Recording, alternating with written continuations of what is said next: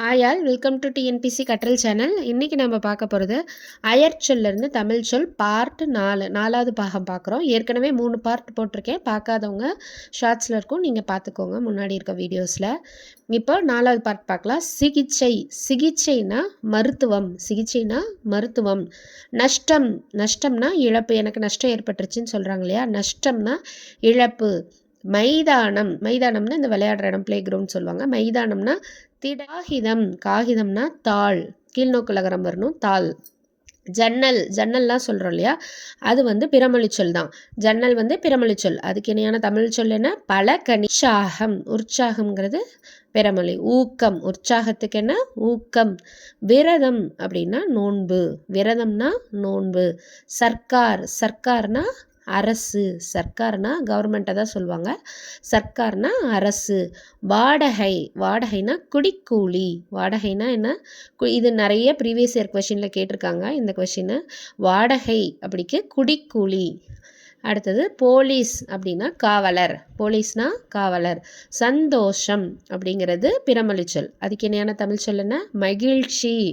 சந்தோஷம், மகிழ்ச்சி. அடுத்து இந்த 2 கொஷினும் நிறைய ப்ரீவியஸ் இயர் கொஷினில் கேட்டிருக்காங்க. இது ரெண்டும் இம்பார்ட்டன்டானது, பார்த்துக்கோங்க.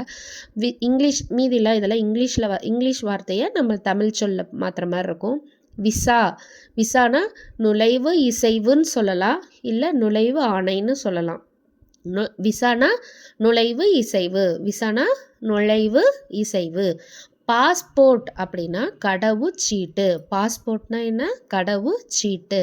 கம்பெனி. கம்பெனிக்கு இணையான தமிழ் சொல் என்ன? குழுமம். கம்பெனினா குழுமம்.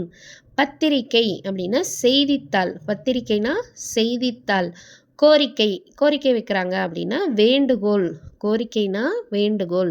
யுகம்ங்கிறது ஒரு காலத்தை குறிக்கப்படுகின்ற அளவு, ஒரு கால அளவு தான் யுகம். அடுத்தது ராஜ்யம் இல்லை ராஜ்யம். சால கூட கொடுப்பாங்க. ராஜ்யம் அப்படின்னா ஆட்சி. ஆட்சியை தான் ராஜ்யம்னு சொல்கிறாங்க. சரித்திரம். சரித்திரம்னா வரலாறு.